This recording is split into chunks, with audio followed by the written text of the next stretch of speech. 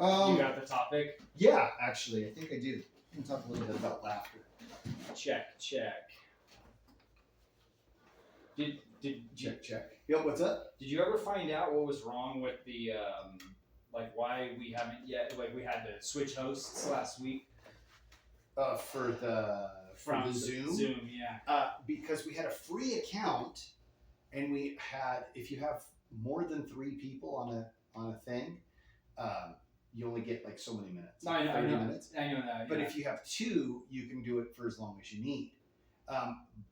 But my understanding is because we started with 3, then they set that time. They started that timer. Right, no, I get that. Right. Yeah, I was thinking with the why I had to start the meeting. You remember how? Yeah, that I could not. I don't know. I don't know why. And I think it had something to do with the computer, like lining up with the road. Mm-hmm. That I don't know yet. Still racking my head about that one. Not too. That was very frustrating. As far as like, why does this work? Because it worked earlier. Worked last time. But anyway. There we go. Yeah, we're in frame. We're ready to rock and roll. Adjust we got our hats. We got our hats. We look pro. Okay, so you're just talking about laughter. Here we go. Laughter wins. Sure, there is darkness everywhere, and I have seen my share. Do you got to do the music? Oh crap! Okay, stop. Jeez, crow. Let's go back here, and we'll just erase this. No, I won't. I'll erase it later. Okay, here we go.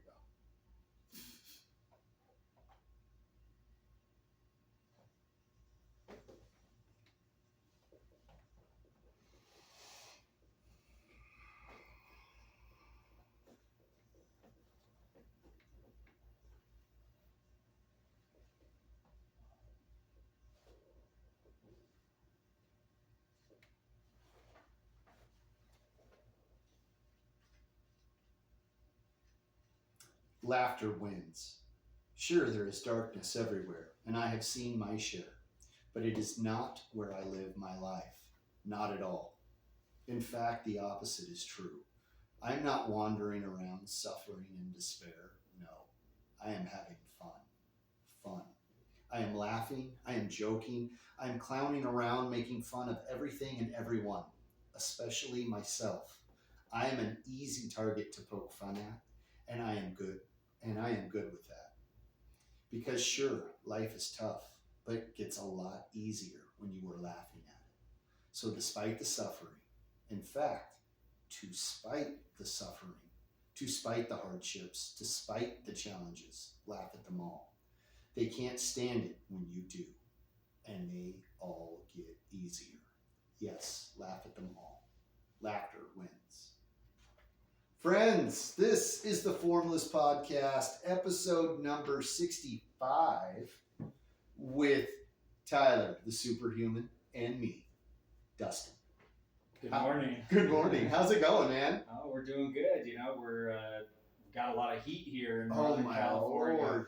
Yeah, it's, what was it, 118 or something yesterday? I don't know, but it's hot. It's hot. It's hot in this room. I wake up every morning, take a picture of my clock, send it on Instagram, and this morning it said 94 degrees at like 5 o'clock this morning. I'm like, there's no way that's right. That is not correct. Like 84, I believe, Maybe, but yeah. 94 at 5 o'clock in the morning, the sun ain't even come out yet. So I need to like get that synced up because that was just depressing. I mean, yeah, I came out, was getting in my vehicle this morning to come here to class, and it was like 8:50 to come here, and it was already hot. I was practically sweating getting into my vehicle. I was like, oh my gosh. Yeah, it's this is the summers that I remember as a kid here, like 120, 119, and it's too hot to do anything. Just lay there in a puddle of sweat, you know. But I don't know about you, but when I was a kid, like, we didn't have air conditioning in No, we had a in swamp my cooler. parents' house. We didn't even have that. You didn't even have a swamp cooler? No, we didn't get a swamp cooler until I was 22 at my parents, like that. And so, no, it was a fan on the ceiling, or a fan, a plug-in box fan. Oh my Lord. So, and we drove around in our vehicles. We didn't use AC. It was you roll the window down. We didn't have an AC when I was growing up, so I feel like my parents now, uphill in the snow both ways and all of that. But no, my first car that I remember, my family car, was a Datsun little hatchback. Me and my brother. My parents bought it brand new when they were young. It was black with no AC. Ooh. And it was just a little 2-door car. And the front windows rolled down. The rear windows were the little wing windows. Yep. That car was so miserable hot. And I remember, like, I didn't know what air conditioning was, right? That was life. Yeah. And summer, you were just hot. It was just hot. The day I figured out what air conditioning was and like how comfortable you could be when it's hot out like that, I was so angry with my parents. You bought this car and you did not buy AC. What is wrong with you? It's too much money. Yeah. My dad's like, I didn't want to spend the money on a new car, let alone even more expensive car. and that car was black. It was black, so black with a attractive. red interior, and it was actually a nice looking little car, but I mean, it was just a magnet for the heat in the summer. Yeah, it was just miserable. But it's a dry heat, right? Yeah. At least that's what they always say. Gotta laugh at that, like the quote. You gotta laugh at it. You just laugh at your misery, because what else is there? There's no use in complaining about it. It's just hot, and that's just a fact of life. It could be worse, It could be. Yeah. It could be worse. Wow. And yeah, that was definitely a really good quote. I found that to be true. Laughing at issues. We talked about one time, there was a meme one time, where it's circling on social media, where it shows a guy underneath his car, he's trying to change out his rotors or something on his car, and he was like, yeah, it was supposed to be a 20-minute job, now I'm sitting here questioning the meaning of life. And he's all bummed out, like, why can't I fix this? Those are like those perfect moments to laugh. Well, I thought it was fitting, because like last week with our podcast with Marc and all the technical difficulties, and I got really frustrated with it, but at a certain point you just kind of like go, it figures, like this, because we had tested it and we did all the work beforehand, we had it all working, it was tip top magoo, and then every possible issue that we could have practically we had, and it was just like Murphy's Law in real life, happening in real time. Yep. That's so transferable or so relatable to so many different things in life, whether you're taking a trip or going to work or making a movie or, whatever can go wrong will go wrong. Right. It just is. It's great. Or like sparring, for instance. How many times have you thought something was going to work out and you try and act it out or try and proceed with that plan or that thought, and it's just like, no, that's not what, that's not how I planned this, It's life. It's life. God has a sense of humor, for sure. Oh, man. Yeah. I mean, in sparring, for sure. You're like, oh, I'm going to try this fancy dancy new move that I've learned 2 weeks ago and I've been working on. And then you try it out and you're like, whoop, nope, that didn't work. Like last Saturday when we were sparring, I tried to do like a spinning kick on Hunter, your son Hunter, and I got about halfway through the kick and he just hit me. I was just like, I just had to laugh and I was like, yep, that didn't work. It didn't work. Go back to the drawing board, Oh man. So, and I'm sure, well, first of all, we got to talk about new news with your movie. Oh yeah. So you're talking the local premiere. Yeah. We got to, you sold out the first showing. Right. So we had the movie premiered in Red Bluff, California, which is about 45 minutes from where we're at. And so it played for 3 weeks in that movie theater there. But so now we want to have a premiere of the film and a showing of the film in our hometown here of Redding, California. Yeah. And so we want to because we filmed like 90% of the film here. So I rented out started out with one theater at the local Cinemark and rented out a theater and then sold tickets for that showing, and we ended up selling out. So the showing sold out, so I ended up renting a second theater for a second showing, and that one's over halfway sold out. So that's huge. So congratulations. Thank you. And that's where we're at right now. We're advertising, and this coming week we have the 2 showings, and so we're pretty excited. And my co-producer on the film, Mike, he's getting a lot of people to come to the showing. A lot of local elected officials and local business people. Yeah, so he's really like the mayor of Redding is coming. Wow. So I mean, until everyone's there, I won't believe it. But yeah, you don't want to look a gift horse in the mouth either. Though. Yeah, exactly. So we got a lot of cool people coming, and we're gonna make an event out of it. And it's gonna be in a nice Cinemark theater. So they redid that theater a couple of years ago, and so it's nice and practically brand new, and really feels like a movie premiere. Yeah, the one we did in Red Bluff absolutely did. Well, that was that was a movie premiere. The only thing you were missing was like hundreds of limos to show up, and like Spielberg or somebody. Paparazzi snapping pictures. It was a movie premiere, and you're gonna have the same thing here. It'll be cool. It'll be an event. Yep.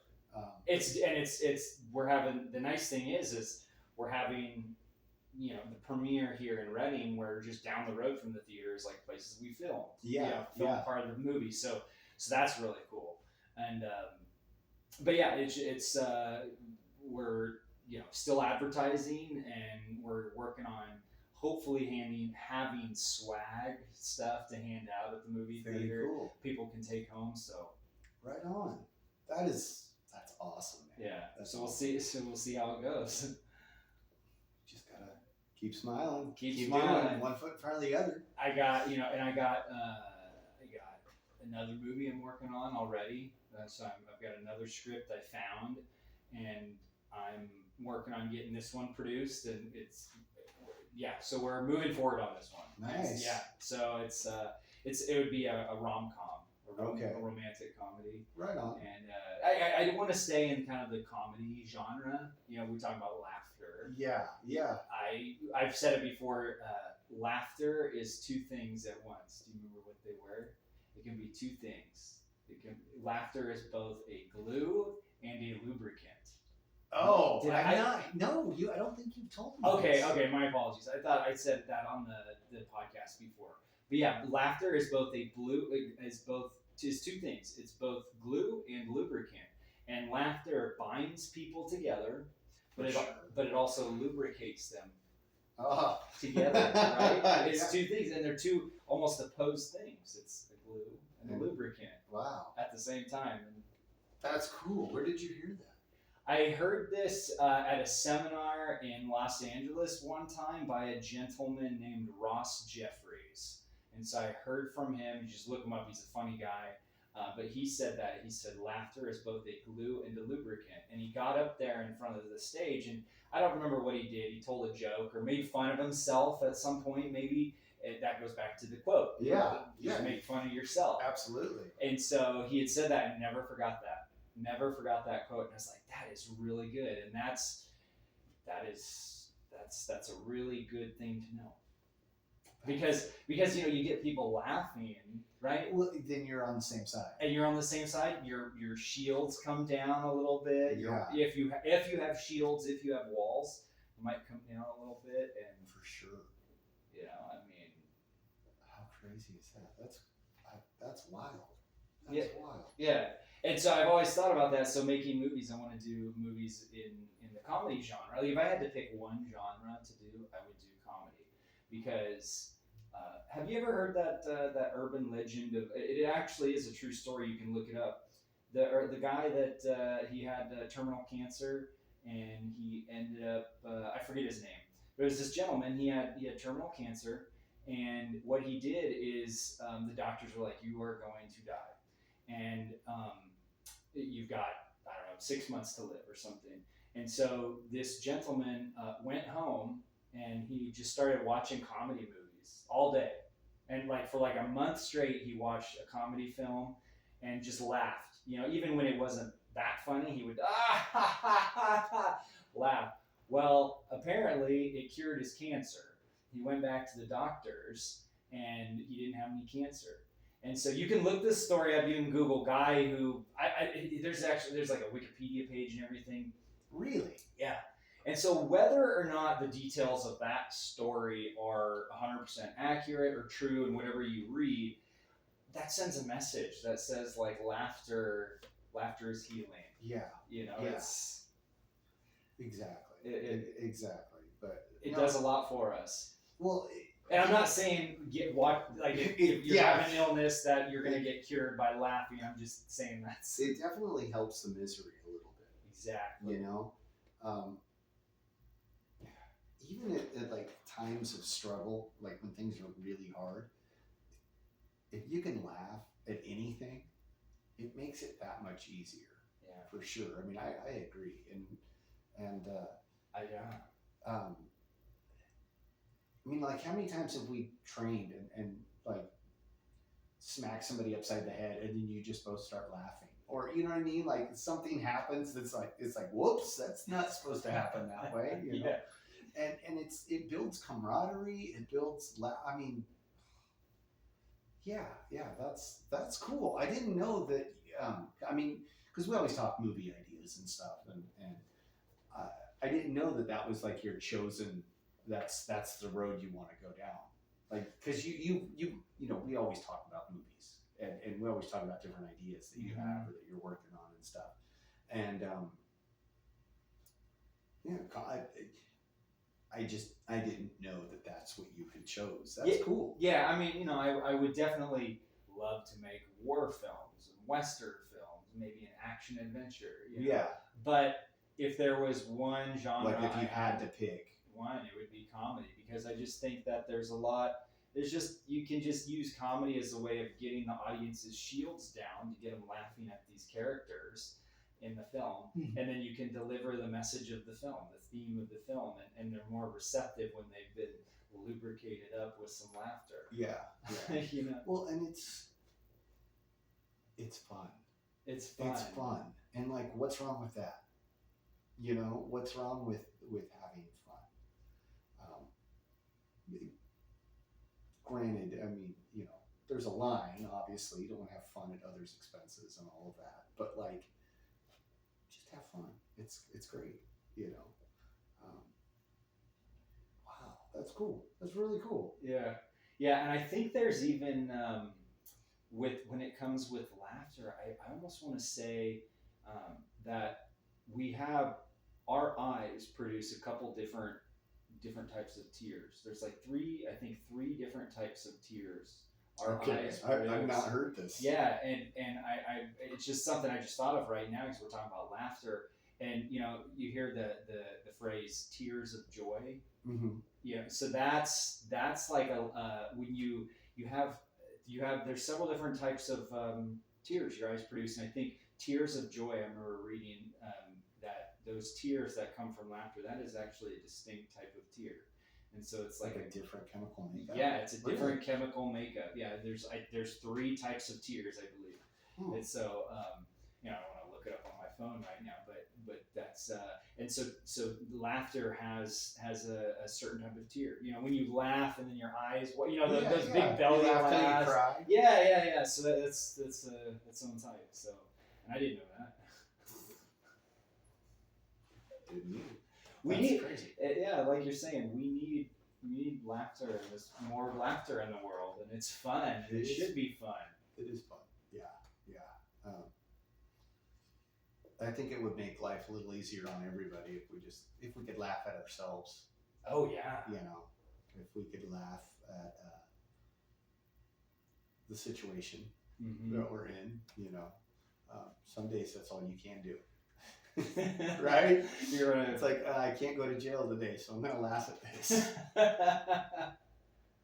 That's what made the old movie star Cary Grant so likable, and that's why he was so popular. A lot of people say, in retrospect, was because he could make fun of himself, and a leading man on screen. That's magnetic. That's attractive. A guy that can make fun of himself, and so Cary Grant was able to make fun of himself in just a lighthearted way. You can see it in a lot of his movies. Very cool. I don't know. I've seen clips of his movies, but I don't know that I've ever seen an entire one. Yeah. Like North by Northwest, Alfred Hitchcock, that thriller is pretty good. That's a good one. He makes fun of himself in there. And, it's a really good quality, you know. And I've always thought, like, man, if you can make fun of yourself, it's like you're bulletproof. Because if you can make fun of yourself, what else can someone else make fun of you for? Will you take away their ammunition? Yeah. That's true. I mean, it's like, well, you can't hurt me because I've already done this. We've already crossed this line. I did it first. Yeah. You're going to have to work on that one. Yeah. Yeah. There was a really good movie I saw recently called Wonder, and it's on Netflix. Wonder. Is it about the kid? It's about the kid that wears the space helmet. Yes. And did you see it? I did. My son, actually, Hunter, turned me on to that. The book he read. So it was a book first, and then became a movie. He said the book is just phenomenal. But that movie is really touching. Yeah. And it's funny. It's got some funny parts in it, but like, it's touching. But it like, if you don't watch that movie and like, if you don't come away from that like with a sense of like, I don't know what the word is, but like, you have to feel something when you watch that movie. If you don't have a soul. Like, you know what I mean? Yeah. Like, that movie's like, oh, it touches you in a way like you're like, it's just, it's very like humbling. Very humbling. And that kid that's in that, without spoiling anything, you know, he's definitely has a physical deformity. Yeah. But a lot of times when the other kids, he learns to kind of make fun of himself to the other, you know, in front of the other kids, and then they can't make fun of him. Yeah. Because he's already used that. He's taken that away from them. And it's not even that he's saying you can make fun of yourself. That's almost incorrect, I would say, me personally. But it's almost like he takes the joke that someone else would use to make fun of him and makes it his own, but he's not making fun of himself. He's just kind of making light of himself. Yeah. He's not like, yeah, exactly. He's making light of it and like kind of disarming the whole situation. Disarming. That's a good word. That's what he's doing. And so, yeah, and you're doing a couple of things. You're disarming the people of whatever they're trying to, you know, that in that case for that kid, he's disarming them of their ammo, and he's laughing at himself, you know, in a good way. Yeah. No, that we just watched that not too long ago. Again, yeah. It's like Owen Wilson, Julia Roberts. It's a good movie. Mm-hmm.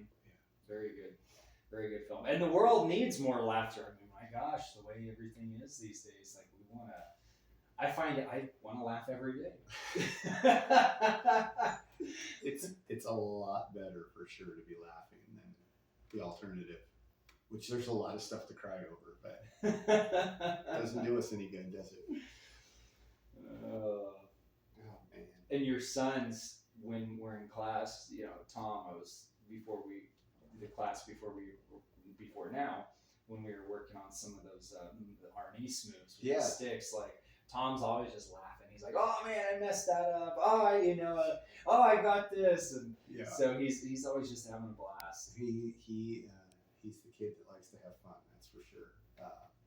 No, he's just excited to be doing all the stuff with the adults, and you know, he gets to show off.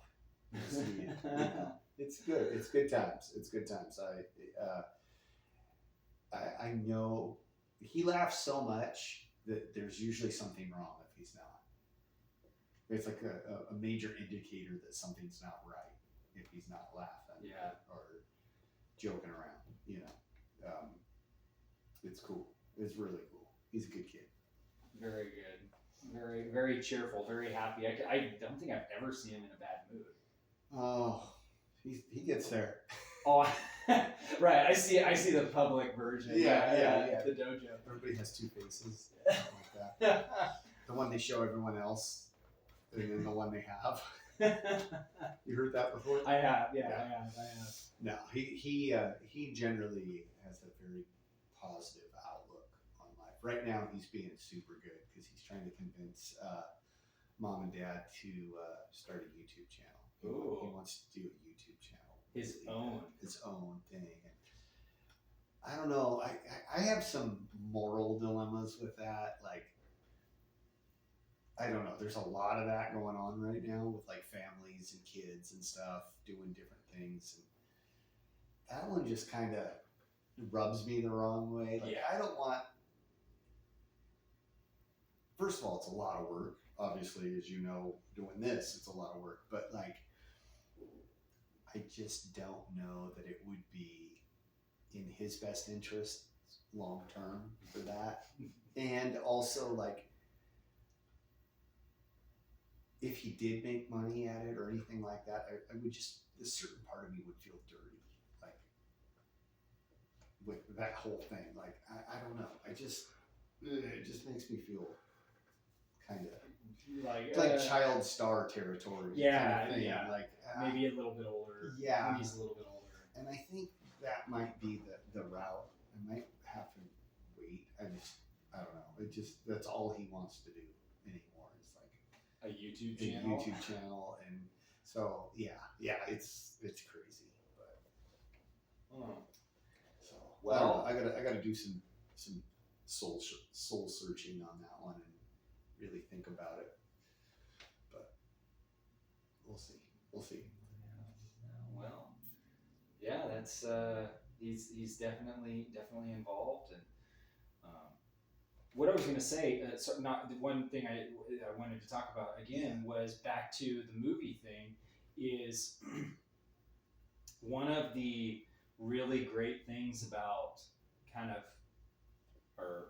the great thing about being in distribution for this film, while I'm also simultaneously now trying to get my next film produced, is that I have found that I'm doing a lot of the same things now, trying to get this next film off the ground, this script, and there's already some investment money behind it, which is good. That's a huge, like, weight off your shoulders. Sure. Yeah, rather than starting at zero and trying to find money, like, now there's a little bit of money right from the get-go behind it. Yeah. And so, what were you saying? I was going to say, well, and now you have, like, I've already done one movie, and like I've worked on, you know, it's probably different when you've worked in different aspects of the movie industry, but then like now you're like, hey, I would like to get some money to make my next movie, and here's my first movie that I made. Like, I got this history, I got a track record, I can produce something. Yeah. You know, so it's probably a little bit like that ball starts to roll a little easier. Yeah, like there's no going back to where I was several years ago, because now I've a little bit leveled up. I'm not starting at ground zero again, but I am in a way. You know, we have that term, empty your cup. Yeah. Empty your cup. So I found myself on this, now that I'm working on this film, trying to get this new one going, I have emptied my cup, so to speak. I've retained all the knowledge and everything I learned from that film, but now I've emptied my cup of everything. It's this weird dichotomy, right? You empty your cup, but you still retain the knowledge. Retain the knowledge, but like all of the baggage that comes with, and all of the like source of self and all of that kind of stuff. You're like, okay, I don't need that. I got this stuff that I worked for, so I'm gonna hang on to this, and then here's the new next thing. Yeah, so I'm emptying the cup, and it's almost like looking back. Okay, how did I do this when I was doing Miracle Mile, my first film, and really putting that kind of like how I did everything with my first film, putting it in a box and saying like, okay, how do I do that? And like, okay, I'm going to do it similar to that, but I'm going to be doing it a little bit different. Constantly refining. Well, and you're like, okay, that mistake I made over here, I know better now. Mm-hmm. So it's going to take me less time to get to where I need to go because I don't have to make that mistake anymore. Hopefully, I've learned it. Correct. So that's where I'm at, and but it's been a really good feeling just to be like, and it for me. It hasn't been this painful like, oh, I've got to empty my cup and start all over. I am so eager to empty my cup and start over. It's not. I'm like, you know what I'm saying? Like, there has been no pain. No one had to tell me that. I was like, nope, this is just the right time to empty my cup and start over. And so that's what I'm doing, and it's been real refreshing to do that. Yeah. So, are you going to new people, or are you going back to people that you've already gone to? Like, as far as like when you're looking for investors and stuff like that. It's both. I'm working with the person that is several people that worked on my first film. They're coming back kind of in similar but different capacities, just different positions. Like somebody, I don't want to say too much right now, but but once I get more solidified in what we're doing with this, but the person that had a smaller position on the last film is now taking a bigger position on this film. And it's nice. It's a lot of the same people, but things are just shifting now. Mm-hmm. And so, and then being able to really see where those people fit in. Whereas the first time, I was like, oh, this person's okay. They're in this position, but I think they would do good over here in a different position. Yeah, different role. Yeah. And now I'm really seeing the people that kind of were in the back seat of the last film. Now in this film, they've moved up. They're in the front seat, and they've stepped up, and it's cool to see that because I'm stepping up too. We're all, you're leveling up. We're all leveling up. Yeah. So it's real cool. That's pretty wild that you say that because I was thinking a lot about Cole got his advanced screen bill last week, and I screwed that up so bad. So I was teaching class. He was in my class. I was going to promote him, right? And I had 3 promotions. And that class is a beginner class. So I'm used to doing the promotions are all like beginning ranks. Well, his rank, he's in the middle. He's about the halfway point there. And he was all excited because he got his new belt. So he wanted to be in class. And I totally skipped him. Like, just, I don't know what happened. It was not running in my brain that. So they all reminded me, all of his classmates reminded me that I had skipped my son. And so I had to laugh, continue. But where I was going with that whole thing is like the longer you train, like the longer you train with a group of people, and I was curious about this.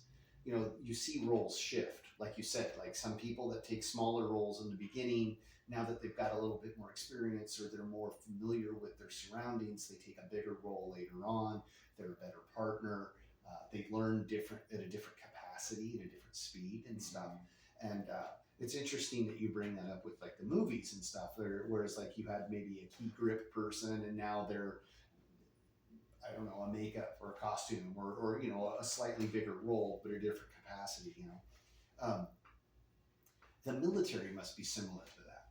Oh yeah. You run an operation and you learn things and like people change, move out, get injured or whatever, or new people come in or somebody's like, hey, I did this last role and it's just, I don't feel comfortable with that. I think I need to be doing this. You're having this constant shift of like refining things and like everybody's learning and growing. I mean, am I on base there? Or? Absolutely. Yeah. Okay. Absolutely. I'm just curious about that. See if it like coincided with that. Yeah.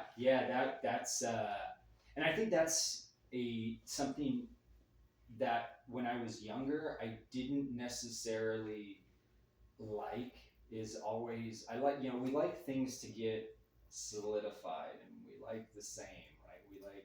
We fear change. We fear change, and we like routine, and we always like to know we show up to church, and that same person is up on stage preaching, and the same person is greeting us at the door, right? We like the same stuff, or just those patterns. Yeah.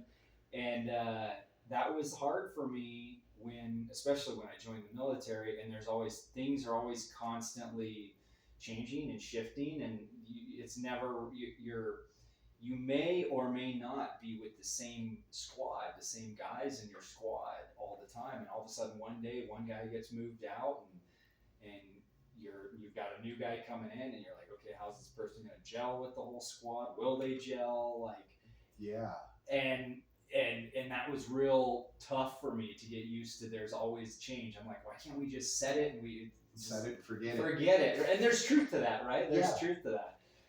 Unfortunately, that's not always the case in real life and stuff like that. But the flip side is it's nice. Then you see, that private that was over there, that was private, just a brand new shiny private, is now he's gotten promoted. Now he's worked his way up to sergeant or something, some higher rank. And I'm seeing that on the movie set. Okay, with the filmmakers that I work with. That person did this, and now they want to do this, and they can actually deliver it there. And it's always nice, but it doesn't come overnight. You have to put in their dues. Yeah, and it takes time. And you've probably got to work with the right people and work the right segment, and they got to gel. Yeah, everybody's got to work together, I'm sure. Same thing like your job, right? Yeah. So there's many different aspects. You got a delivery, you got an order writer, you got a guy that's working that, and you have to communicate with everybody, because we're not in the same room when all these things are taking place. So if I bring in something new and the delivery driver brings it, he goes, where does this go? Well, I better have an idea of where I want this new item to go, or this display to go, or this whatever the case may be. I need to know where it's at so I can let them know where it's going to go. Otherwise, it gets thrown in the back, and then every other delivery that comes in throws all of their stuff on top of it, and you can't find it. Ooh. And it's gone, and it doesn't sell if it's sitting in the back. You got to put it on the shelf.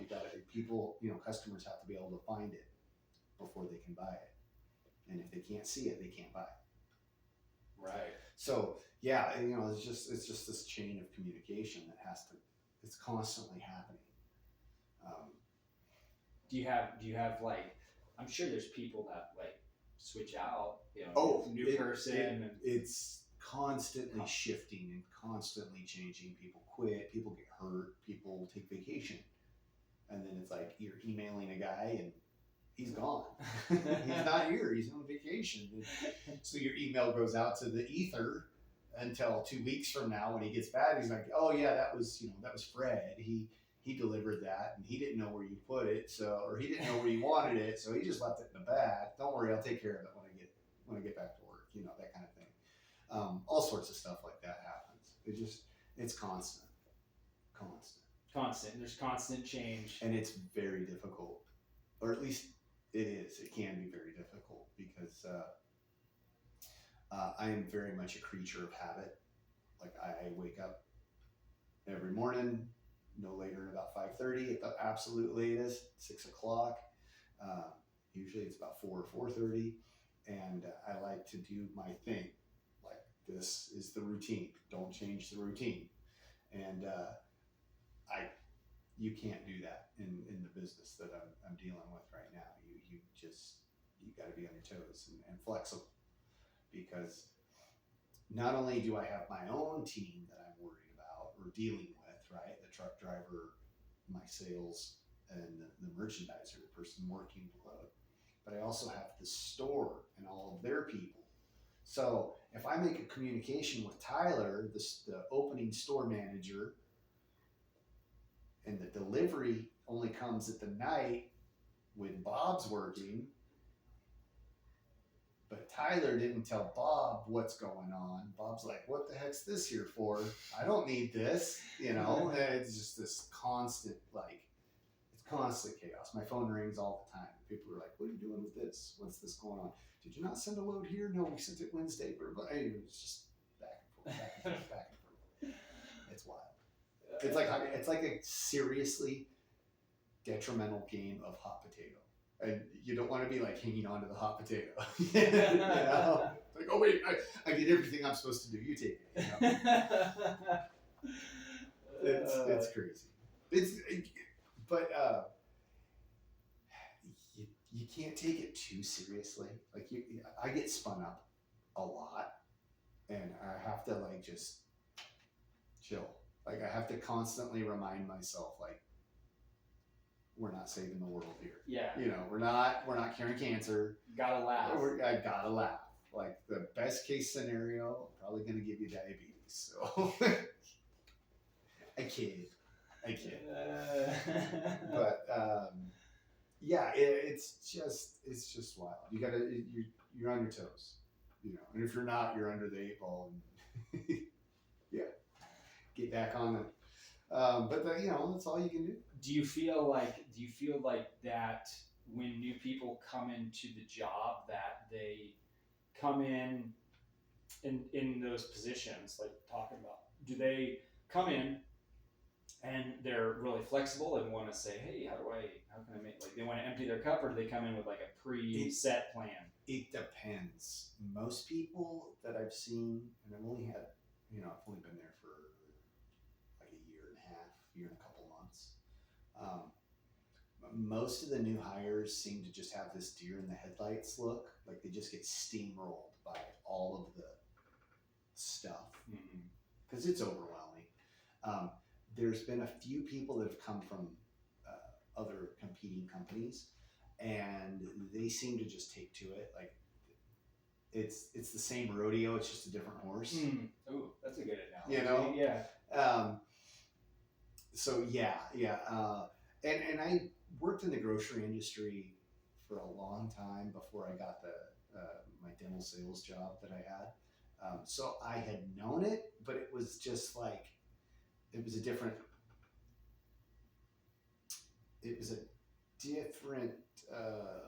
angle. Yeah, different angle of that industry that I hadn't been exposed to.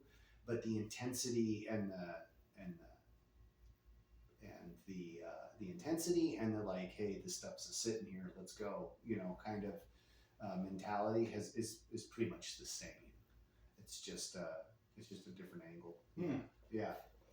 But it took me a while to kind of get back into the groove of that, because I've been cruising. Yeah, the intensity level at the last job was not intense, and like this job, it's go from you know, you hit the ground running, and you're gonna stop when you're done. Yeah. And when you're done, you can stop until tomorrow. You know. So yeah, it's different in that way. Like I haven't. Every other job I've ever had, like there might be some really intense moments here and there, and it gets like super busy. But with this job, it's like, it's the intent, for me anyway, that intensity is like a constant thing, and you're just going. And you have to be on your toes and be able to pivot from, oh, you know, I hit a wall here, but I got to keep going, so I'm going to go this direction now. And I liken it a lot to the chaos of like sparring, especially at like a real high level. You can't really kind of go into a thing, like you have an idea of what you want to do, or you have maybe a loose outline, but you don't like concrete plan anything. Right? Because when you do that, you get stuck in the mud there, and if it works, it doesn't work a second time. Right. And most of the time it doesn't work if you have somebody that's skilled, because they pick up on that pretty quickly. It's kind of like that. Like I need to have a plan. I need to have an idea of what I'm doing. I want to accomplish these goals, and then I'm just I need to be super flexible because like if I can get 3 out of the 5, I'm good. Good, yeah. You know, and I liken that with sparring a lot. Like if you go and have an agenda of like okay, I'm going to spar I'm going to spar some high level guy here, and I'm going to do X, Y, Z. X, Y, and Z. I'm going to get in close, and I'm going to take him to the ground, and I'm going to do this, and it's like if you get the first 3 steps done, like you're ahead of the game. Because that's like the golden ticket. You know what I mean? It's like such a rarity. You got struck by lightning or you won a lotto. It's just not. It's not a consistent thing. It doesn't happen all the time. No, you're talking. You may get 1 move in. Yeah. Versus 3. Interesting. Yeah, it's pretty fun. It's wild. Well, and like you said, that looking at things from a different angle. We have a term, for a brown belt test. Yeah, angling, and or concept. But that's interesting because that's what kind of like emptying your cup is. That it's looking at it you gotta from a slightly different angle. Yeah. So like being a salesman, my job's to sell. Yeah. Right. And so there's constantly new stuff, and I've always got deals to sell you. Right. Well, the first reaction at every single person's mouth is no. No.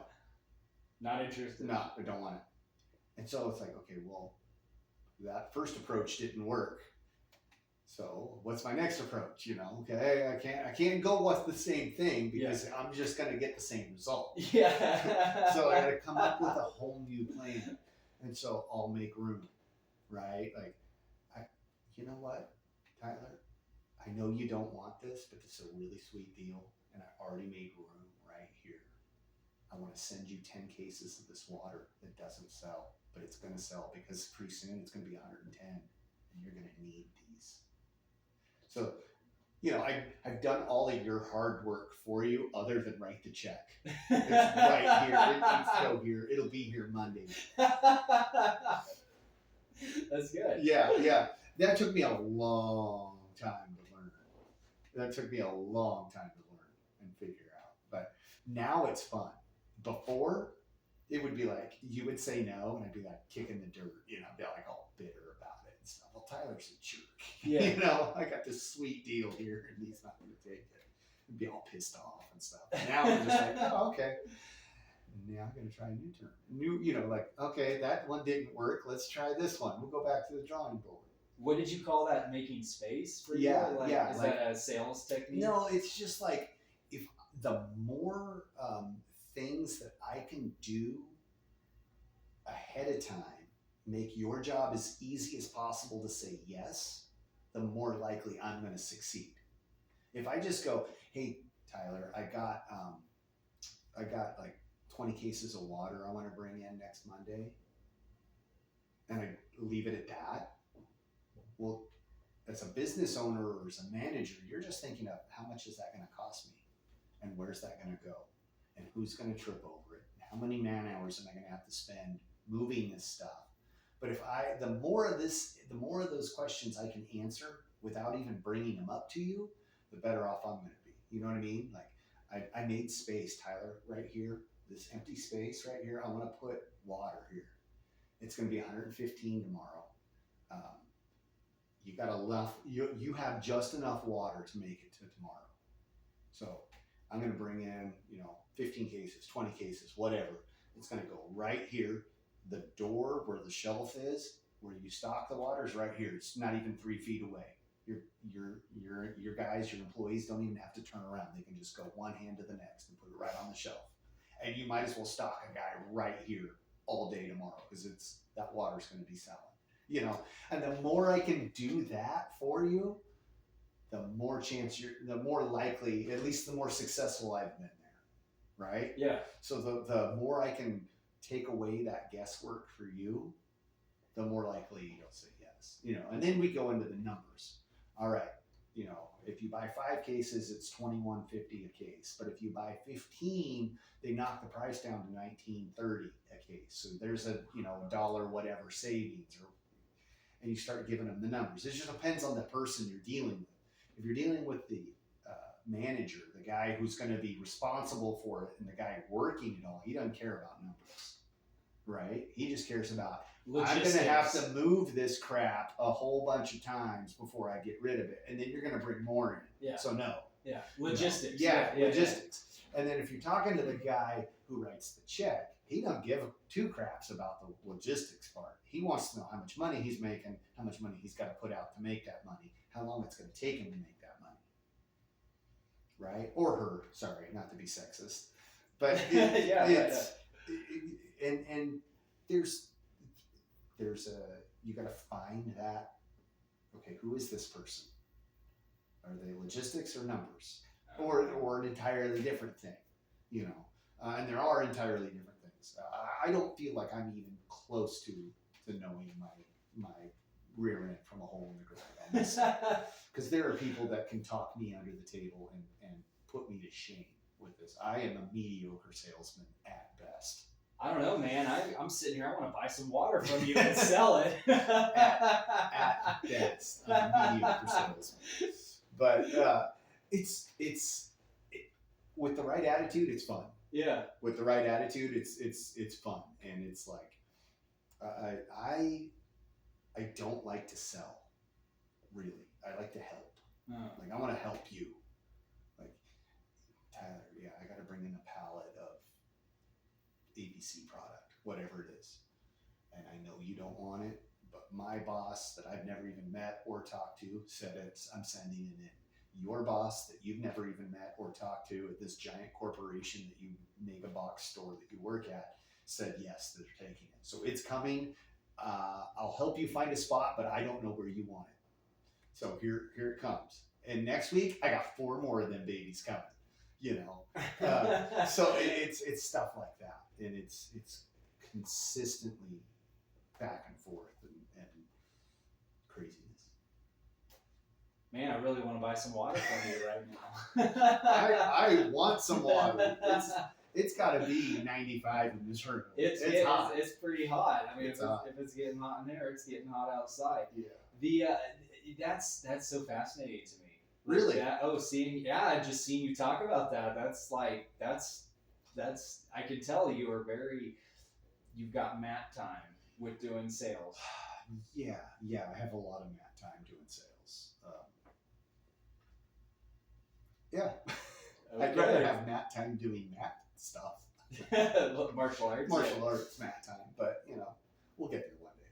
Yeah, by mat time, I think just to define it, it's people that have, it's a martial arts term, I guess, or maybe wrestling term. I think it's one of the two. Yeah. Just somebody that's spent a lot of time on the mat and going through those drills and going through that practice and doing those things. Yeah. Somebody that's got a lot. I heard this by a Brazilian jiu-jitsu black belt one time. He was saying that you can't beat mat time. There's just nothing. You can't beat it. Yeah.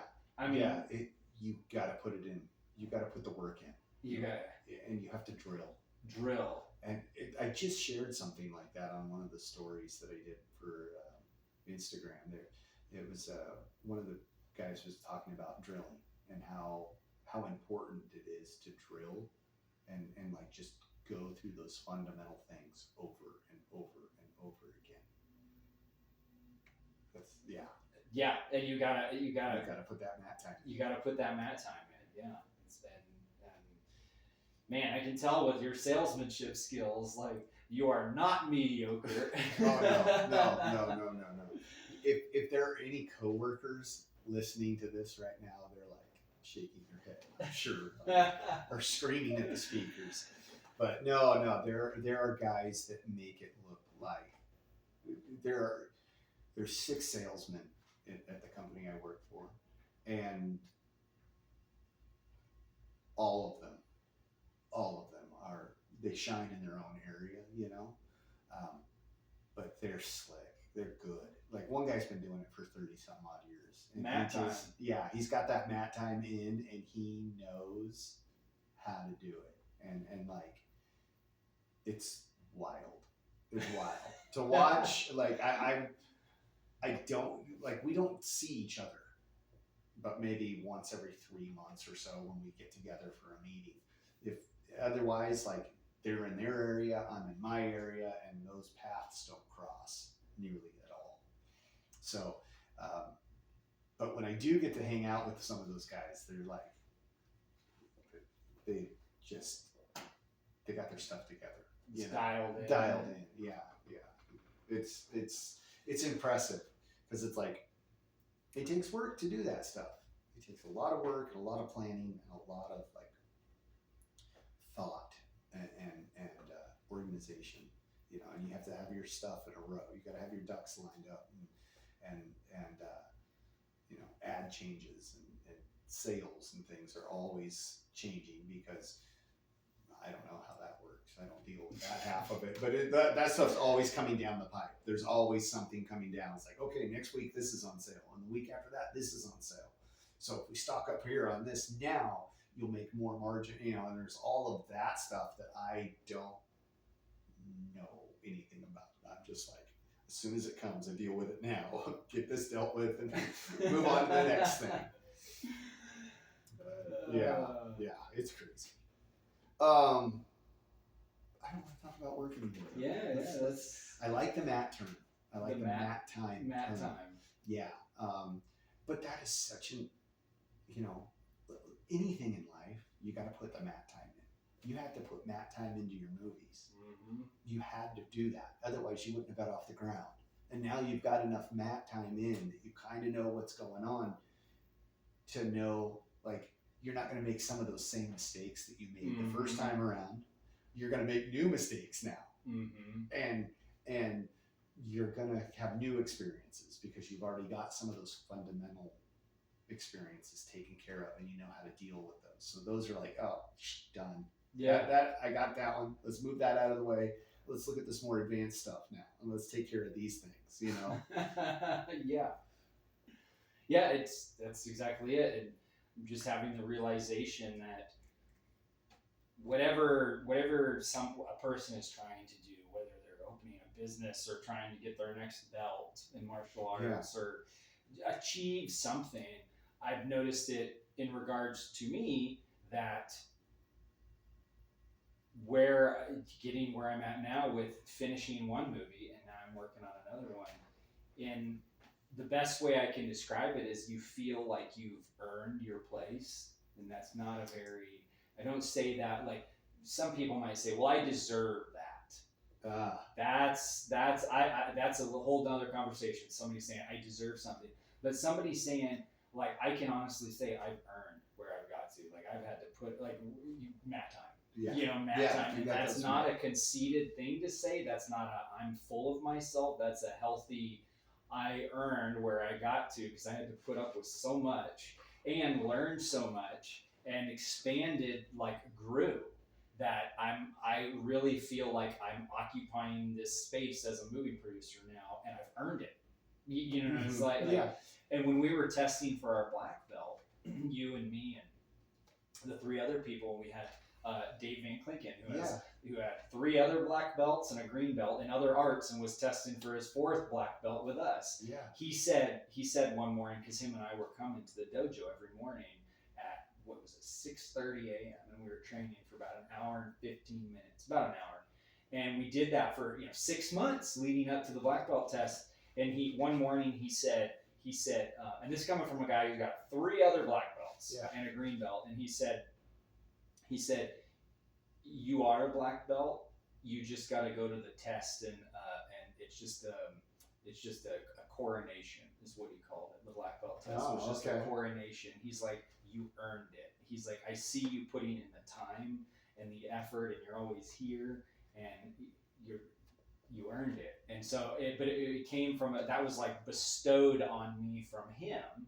And so I've really I've never forgot that. He said, you earned it. And I think that's okay to tell people, like, you earned something, or to feel like you earned something. Yeah. You gotta be a little bit more careful when you say I earned it, like I am saying that. but it's a deep down feeling. The difference is you put in the work. Mat time, You put in that mat time, you put in that time, and you are always working. Mm-hmm. Right? Mm-hmm. Like I can Constantly say this. refining, I can say this as somebody from the outside looking in here. If you said I earned it, I believe you because I've seen the work you put in. I worked with you when you put that time in.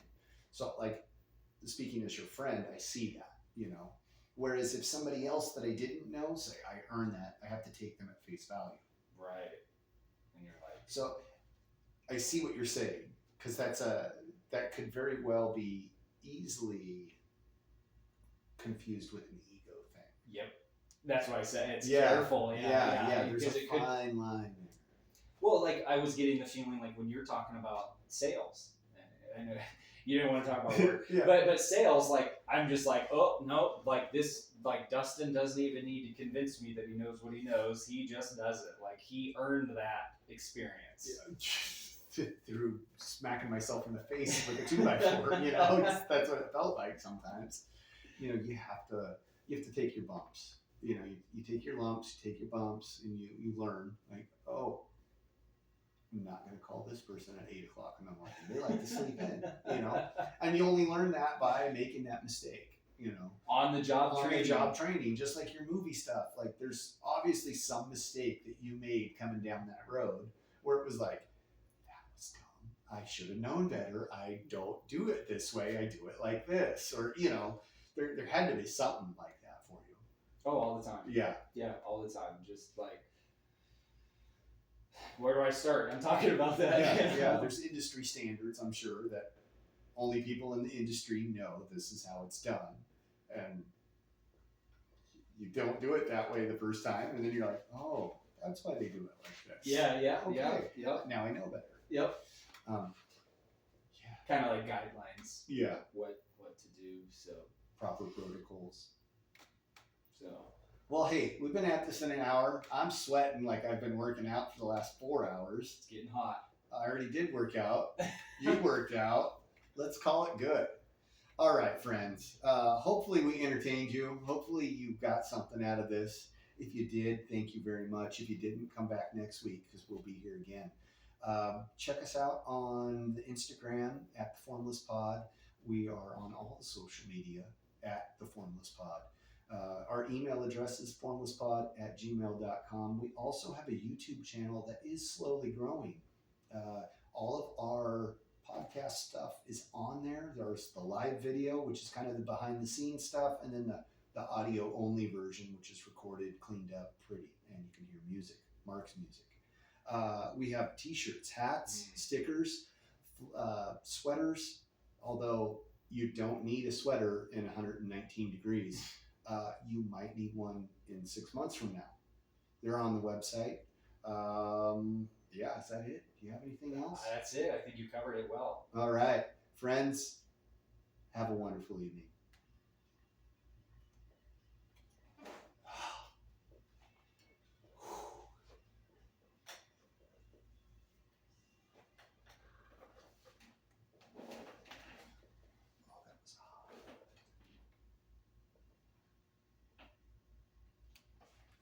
Good. Done. Fudge. It just hit the button. It's not recording. Yeah, no, I know.